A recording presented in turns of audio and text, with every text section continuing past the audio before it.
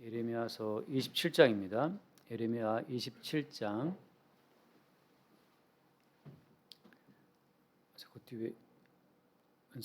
그 뒤에 리모컨으로 더 끄세요. 예레미야 27장 19절 말씀 보겠습니다. 27장 19절부터 22절까지 그 다 봐야 되는데 너무 길어서 좀만 끊어서 읽겠습니다. 27장 19절부터 22절까지 봅시다. 27장 19절 만군의 여호와께서 기둥들과 큰 대야와 받침들과 이 성에 남아있는 기구에 대하여 이같이 말씀하시나니 이것은 바벨론의 왕 느부갓네살이 유다의 왕 여호야김의 아들 여고니아와 유다와 예루살렘 모든 귀인을 예루살렘에서 바벨론으로 사로잡아 옮길 때에 가져가지 아니하였던 것이라. 만군의 여호와 이스라엘의 하나님께서 여호와의 성전과 유다의 왕의 궁전과 예루살렘에 남아있는 그 기구에 대하여 이와 같이 말씀하셨느니라. 그것들이 바벨론으로 옮겨지고 내가 이것을 돌보는 날까지 거기에 있을 것이니라. 그 후에 내가 그것을 올려와 이곳에 그것들을 되돌려 두리라. 여호와의 말씀이니라. 아멘. 오늘은 여호와의 성전에 있는 그 기구들까지, 성전에 남아 있었던 그 기구들까지 몽땅 다 바벨론으로 옮겨갈 것에 대해서 말씀하고 있습니다. 근데 특이한 말씀은 그 22절에 보면 나오지만 그것들은 성전 기구들을 말하는 거예요. 기둥들과 그다음에 또 뭐죠? 거기 받침들과 큰 대야와 이런 기구들, 제사에 소용되는 그 모든 성전 기구들을 몽땅 다 바벨론으로 옮겨간다는 그 말씀을 하고 있는 겁니다. 그것들이 바벨론으로 옮겨지고 내가 이것을 뭐라고 했어요? 돌보는 날까지 그랬습니다. 그러니까 성전의 모든 기구들을 바벨론으로 옮겨갔지만 사실 그것이 하나님의 어떤 특별한 섭리 가운데, 계획 가운데 되어진 일이고, 그렇기 때문에 바벨론으로 옮겨진 다음에도 계속해서 여호와께서 그 기구들을 돌본다는 거죠. 돌보신다고 하는 거예요. 그리고 나서 거기에 있을 것이니라. 그 후에 내가 그것을 올려와 이곳에 그것들을 되돌려 두리라라고 말씀했죠. 그것들을 되돌려 둘 것이다 이렇게 말씀하고 있어요. 자, 성전이라고 하는 것은 하나의 이제 모형입니다. 모형. 이스라엘 사람들은 그 모형의 실체를 발견하지 못했기 때문에 멸망을 당하고 실패한 겁니다. 성전의 실체가 예수님이잖아요. 그러니까 성전의 실체로 오신 예수님께서 이 성전을 헐어라, 내가 사람 하나 짓겠다. 그것은 그 성전된 예수님 자신이 말씀하신 거였는데, 이스라엘 사람 유대인들은 그 성전이라고 하는 그 모형에 아주 굉장히 심취했어요. 심취해서 실체로 오신 예수 그리스도를 깨닫지를 못했죠. 그런 연장선상에서 성전에 있는 기둥들과 큰 대야와 받침들과 모든 기구라고 하는 것은 전부 다 하나의 모형입니다. 그 모든 것의 실체는 누구예요? 실체는 다 예수님이죠. 그러니까 눈에 보이는 성전과 거기에 속한 모든 기구들이 그게 한 사람에게로 다 모아진다고 하는 이 놀라운 이 어떤 전환, 이 비밀을 이스라엘 사람들은 깨닫지를 못했던 겁니다. 마찬가지예요. 오늘날도 모든 인생이라고 하는 것은 하나의 모형이에요. 제가 누누이 강조하지만 남편과 아내라고 하는 것은 남편 되신 예수님과 신부된 교회를 보여주는 하나의 모형이었죠. 동일하게 아버지와 아들 마찬가지입니다. 하나님 아버지와 그 백성들을 보여주는 관계죠. 그래서 땅에 있는 자를 아비라 하지 말라. 너희 아버지는 한 분이니 하늘에 계신 분이다라고 예수님 말씀하시잖아요. 그러니까 이 땅에 있는 모든 관계, 이 땅에 있는 모든 자연 만물, 심지어 성전과 기구들, 그리고 심지어 모든 말씀까지, 모든 말씀도 어땠습니까? 모든 말씀도 다 누구를 증거한다고 이야기하고 있어요? 모든 성경이 예수를 증거한다고 말씀하잖아요. 우리가 늘 아는 요한복음 5장 말씀이죠. 요한복음 5장에 보면 거기 5장 39절인가 그게 나와 있습니다. 제가 읽겠습니다. 요한복음 5장 39절에 너희가 성경에서 영생을 얻는 줄 생각하고 성경을 연구하거니와 이 성경이 곧 내게 대하여 전하는 것이니라.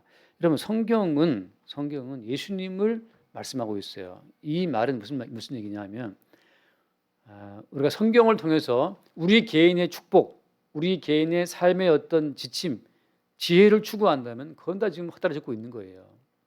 금요 철야에 모여 기도하면서 성경 속에서 우리가 살아갈 수 있는 어떤 그런 축복을 구한다면 그것도 지금 완전 오해하고 있는 겁니다. 모든 성경은 예수 그리스도를 증거하고 있기 때문이죠. 그러니까 우리의 인생에 대해서 성경은 말하는 게 아니고 너희의 인생이 험한 길을 가든 평탄한 길을 가든 너희 인생이 형통하든 불통하든 높아지든 낮아지든 간에 성경은 지금 네 개인의 인생이 어떠함에 대해서 말하는 것이 아니라 예수를 증거한다는 거예요. 성경 속에서 우리들의 어떤 삶의 지혜와 통찰을 얻고 우리의 어떤 살림살이가 나아지고 병든 몸이 부유해지고 병든 몸이 건강해지고 가난한 삶이 부유해지고 그런 것들을 추구하는 마음으로 성경을 대한다면 그건 완전히 오해라고 하는 거예요. 그건 무당들이 하는 거죠. 무당들은 항상 무당들에게 임한 신내림 받은 그 신들이 말하는 주제가 뭡니까? 아주 간단해요. 토종비결을 이야기하고 사주팔자를 이야기하고 심지어 신내림 받은 무당 혹은 공부해서 하는 무당 다 마찬가지입니다. 그들이 말하는 모든 이야기의 주제는 어디에 있어요? 이 세상의 삶에 있어요. 이 땅의 삶에 있다는 거죠. 그들의 죄에 대해서 그들의 의에 대해서 말하지 않아요. 모든 무당들과 신내림 여와 상관없이 모든 무당들과 모든 인간의 지혜라고 하는 것은 이 땅의 삶에 대해서 말하고 있다는 거죠. 그것으로 다 끝나는 거예요. 다른 것이 없어요. 그래서 성경은 예수님을 증거하는데 세상에 속한 사람들은 이 세상을 살아가는 그 삶에 주목한다고 하는 겁니다. 그러니까 성경 속에서 잘 먹고 잘 사는 법을 형통하는 어떤 삶의 원리를 추구한다면 그것은 무당이랑 똑같죠. 그래서 세상적이요, 정욕적이요, 마귀적이다라고 하잖아요. 그러니까 세상적이고 마귀적인 것이 바로 뭐냐 하면 그게 세상적인 거예요. 예수 그리스도를 보지 못하는 모든 것이 다 이 땅에 속한 마귀적인 거라고 하는 겁니다. 자, 동일하게 유대인들이 왜 실패했냐 하면 유대인들은 성전을 가지고 성전을 통해서 유대인들은 자기들의 삶의 부요함을 형통함을 추구했다고 하는 거예요. 성전을 출입하면서 늘 기도하잖아요. 성전에서 제사를 하죠. 근데 그들이 무수히 죽임당하는 그 제물을 보면서도 불구하고 그들의 관심은 그 제물의 실체가 되신 예수님을 보지 못하고 좀 어떻게 하면 이 땅에서 좀 잘 살 수 있을 것인가, 이 땅에서 좀 형통하고 평안한 삶을 어떻게 살 수 있겠는가, 그것을 성전을 통해 추구했다고 하는 거예요. 그래서 성전은 우상이 된 거고 그래서 주님께서는 성전 전체를 지금 바벨론으로 다 옮겨가시는 겁니다. 바벨론으로. 심판이라는 그 과정을 통해서 성전의 기후까지 몽땅 다 옮겨가시는 거예요. 성전은 다 깨뜨려버리고 성전은 정말 완전 파괴해버리고 거기에 속한 모든 기후들을 몽땅 다 바벨론으로 다 옮겨가고 있는 거죠. 우리가 오늘날 예배당을 출입할 때 예배당을 출입하면서 우리 아들 잘 되고 우리 딸 잘 되고 내 살림살이 좋아지고 건강 좋아지고 좀 명예로운 좀 삶을 살고 이 사회에서 좀 사람들이 인정받고 그런 것을 추구한다면 교회가 곧 점집하고 똑같아요. 교회와 무당집하고 차이점이 어디 있어요? 동일하게 추구하는 것은 이 세상에서 형통한 삶인데 이 세상에서 형통한 삶을 추구한다는 점에서 예배당이나 점집이나 절이나 다를 바가 아무것도 없죠.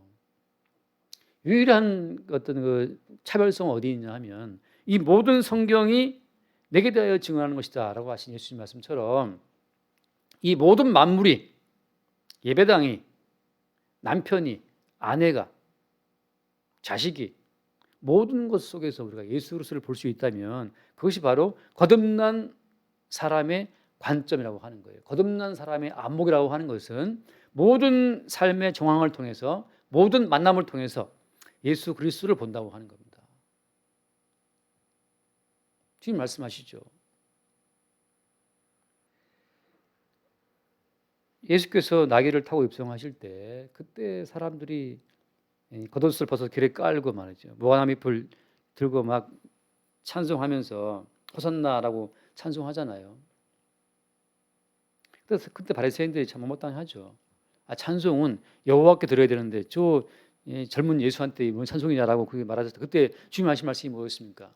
돌들이 소리 지른다라고 말씀하시죠. 자, 거듭난 자의 안목이라고 하는 것은 뭐냐? 돌들까지도 풀 한 포기까지도 예수 그리스도를 증거하고 예수님을 찬송한다고 하는 것을 볼 수 있는 그 안목이 거듭난 사람의 안목이라고 하는 거예요. 무슨 뭐라 그럴까요?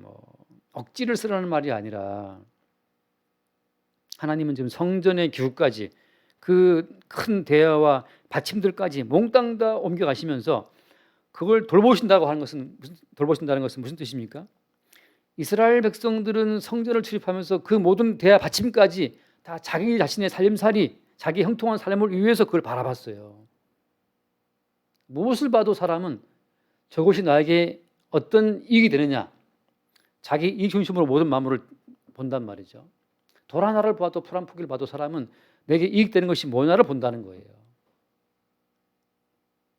봄에 저희 어머니도 예전에 보면 미나리 같은 거 가서 다 뽑아가지고 작해서 나무 무침해가지고 드시고 그랬는데 사람은 풀 한 포기를 봐도 저것이 먹을 수 있는 풀인가? 민들레도 좋다 해서 민들레도 먹고 말이죠. 우리는 뭐 하나를 봐도 성전에 있는 대접과 받침을 봐도 그 모든 것이 다 우리에게 어떤 유익이 될 것인가를 생각한다는 거예요. 그런 안목으로 예배당을 출입하니까 예배당 앞자리는 금자리, 뒷자리는 똥자리라고 하면서 그냥 앞자리에 빨리 앉으라고 말하잖아요. 그 모든 것이 다 그 왜 그러는 겁니까? 좀 더 많은 복을 받으려고 어떤 복을 원하는 거예요? 어떤 복을? 어떤 복이냐 하면 이 땅에서 좀 잘 먹고 잘 사는 복을 추구하는 거죠. 예배당의 우상화, 성경의 우상화, 목사의 우상화, 예배당에 있는 피아노까지 우상화가 돼가지고 말이죠. 피아노가 무슨 성물이라고도 성물이다. 이것도 성물이다. 다 의미를 부여해서 왜 의미를 부여하냐 하면 자기 자신에게 좀 돌아올 이익과 축복을 계산하는 거죠. 피아노를 함부로 하면 더 복을 받을 것이고 그런 식의 무당하고 똑같은 생각이 벌어지고 있는 거예요. 그럼 다들 말하지만 그럼 차이는 어디 있느냐? 다시 말씀드리면 모든 만남과 모든 상황과 모든 물체를 통해서 예수님을 증거할 수 있다면 거기서 주님 말씀하시는 모든 만물을 창조하신 그 원리, 고린도서 2장 몇 절입니까? 고린도서 2장 말씀처럼 1장 15절 말씀처럼 고린도서 1장 15절에 주님 하신 말씀이 그거 아닙니까? 모든 만물을 창조하신 그 뜻은 어디에 있는 거예요? 1장 15절 그는 보이지 아니하는 하나님의 형상이시요 모든 피조물보다 먼저 나신 이시니 만물이 그에게서 창조되되 만물이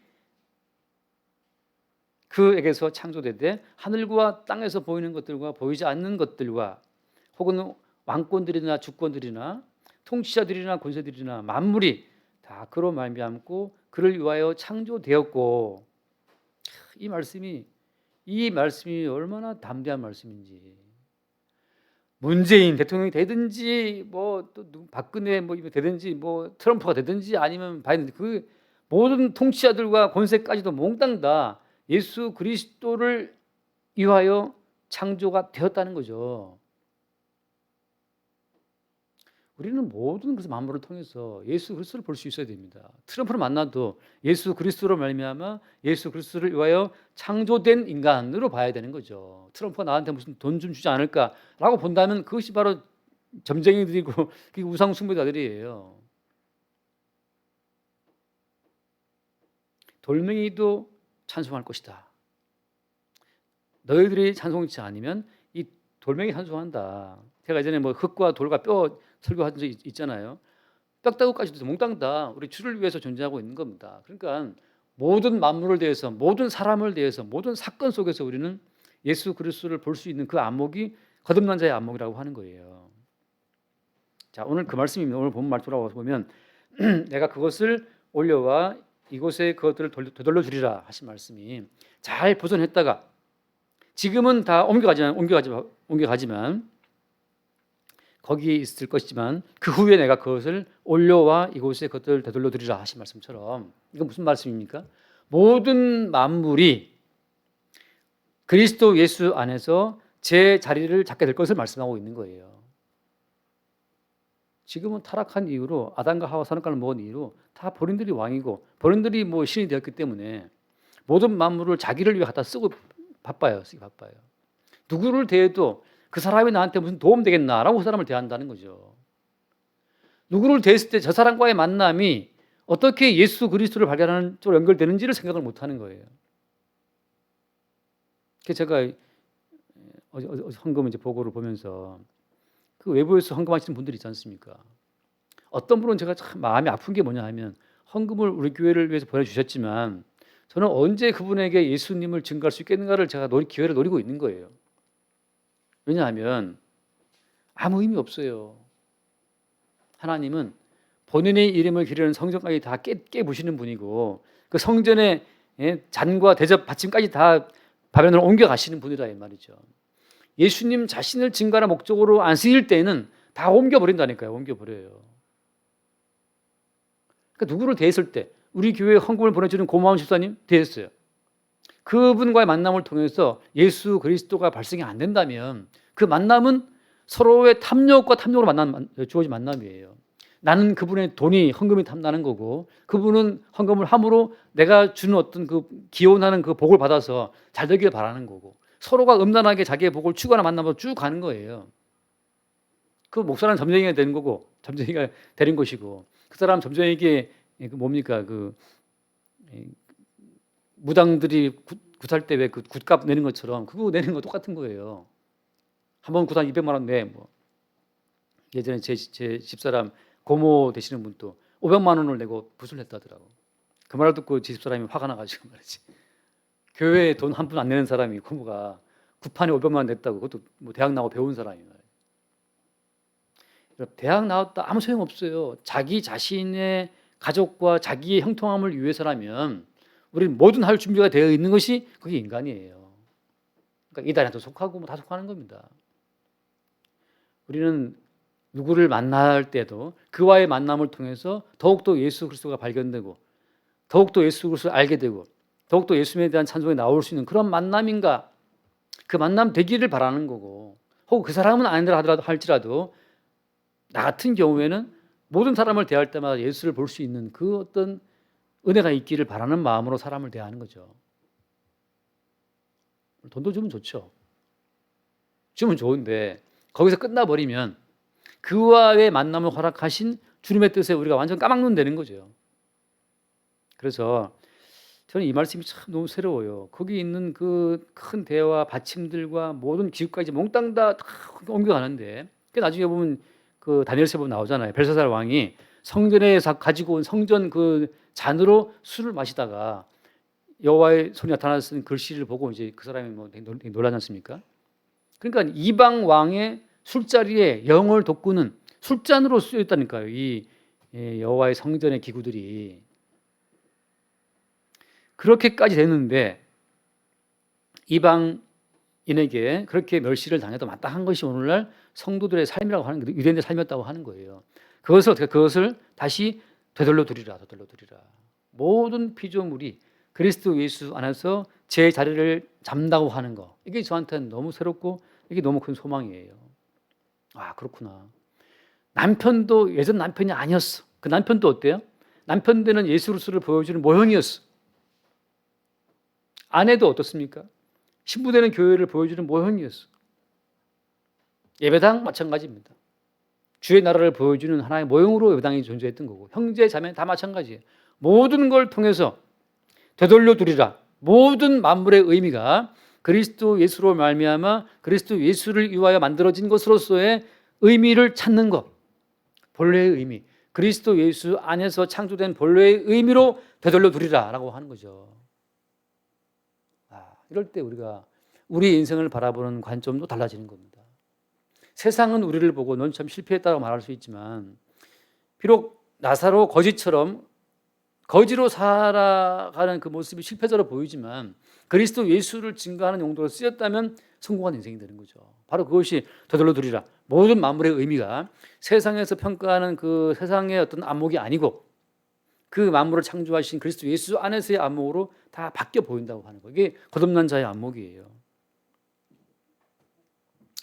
참 이게 너무 새롭죠. 그러니까 우리가 사람을 대할 때 제가 뭐 그저께 또 뭐 제 나온 대학교 뭐 어떤 그 단톡방을 가서 보니까 그래요. 어떤 특정한 사람을 너무 이렇게 높이는 거, 아니 그 사람을 통해 나온 예수 그리스도를 발견하지 않고 자꾸 특정한 어떤 그 뭐 교수님이고 목사님이고 그걸 높이는 자체가 이게 문제가 있는 겁니다. 그렇게 목사를 자랑하는 사람이 있다면 한번 그 사람을 통해서 한번 물어봐야 돼요. 그 목사를 통해 배운 예수가 뭐냐 말이지. 네 입에서 왜 예수가 안 나오고 목사만 나오냐 말이죠. 그건 목사를 통해 목사를 봤다면 그 우상인 거예요. 목사를 통해 예수가 나온다면 예수를 봤다면 그 함께 예수를 발견하는 기쁨 때문에 목사님 만남이 기쁘고 즐거운 거지. 아니 그 목사랑 붙어 있어 보세요. 목사랑 한번 24시간 붙어 있어 보라고. 뭐가 나오나? 24시간 계속 예수가 나올까? 그래서 그것들을 돌보는 날까지 거기에 있을 것이라. 그 후에 내가 그것을 올려와 이곳에 더들러 드리라 하신 말씀처럼 여러분 우리 인생에서 벌어지는 모든 일들이 그리스도 예수 안에서 만들어진 그 본래의 자리를 찾아갈 수 있게 되길 바랍니다. 기도하겠습니다. 존귀하신 주님 감사합니다. 참 알뜰하게도 성전에 있는 모든 기구까지 다 이방 땅으로 옮겨지고 오히려 그 이방 땅에서 여호와의 성전의 모든 기구들이 보존되었다가 이후에 제자리로 되돌아오게 된다는 사실을 우리가 기쁘게 보게 하여 주옵소서. 우리의 모든 인생도 기꺼이 그리스도 예수 안에서 지어진 그 창조의 본래의 목적과 의미대로 돌아올 수 있도록 늘 우리의 심령을 거듭난 양심과 안목으로 새롭게 하여 주옵소서. 우리 주 예수 이름으로 기도드립니다. 아멘.